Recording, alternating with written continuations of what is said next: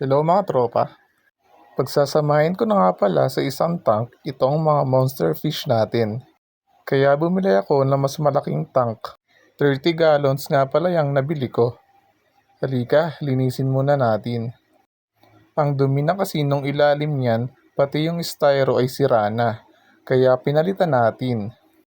Tinatanggal ko na mabuti yung mga pandikit dyan.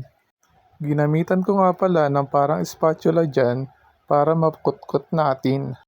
Pagkatapos niyan ay niliha ko na para mas kuminis. Eto mga tropa, malinis na siya. Pwede na nating ipwesto at lagyan ng tubig. Dito nga pala natin siya ilalagay mga tropa. Kaya pinunasan ko muna ng mabuti. Kasyang-kasya nga pala dyan yung 30 gallons nating aquarium. Ako nga lang pala mag-isa ang naglagay niyan. Di naman siya ganun kabigat at kaya ko naman siyang buhatin. Dito, hinahanapan ko siya ng magandang pwesto. Sinigurado ko nakagitna siya ng mabuti para maayos siyang tingnan. Ayan mga tropa, simulan na nating maglagay ng tubig.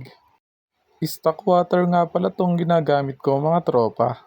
3 days mahigit tong nakastock, kaya safe na safe ito. 3 days mahigit tong naka-stock, kaya safe na safe ito at sure na wala ng chlorine. Inacclimate na nga pala natin tong mga monster fish natin. Sinet-up ko na nga rin pala dito yung gagamitin nating filter. Ito muna pansamantala yung gagamitin ko kasi wala pa tayong nabibiling sump filter. Pinakawalan ko na nga pala ang ating mga monster fish. Inuna kong nilagay yung mga Oscar natin at Pleco. Sinunod ko naman tong flower horn natin. Ito ang itsura nila bago ang sakuna. Sobrang buri ng flower horn kaya tinanggal ko na. May mga kataba nga para tayo pagkain nila. Ito muna din ang ginamit kong alternative na pagkain nila. Sunod kong inacclimate yung mga hammerhead natin. Nahirapan nga pala akong huliin sila kasi sobrang ilap nila at ang lalakas nilang pumiglas.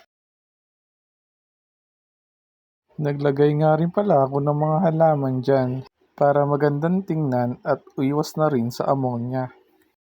Eto na sila mga tropa, magkakasama na sila.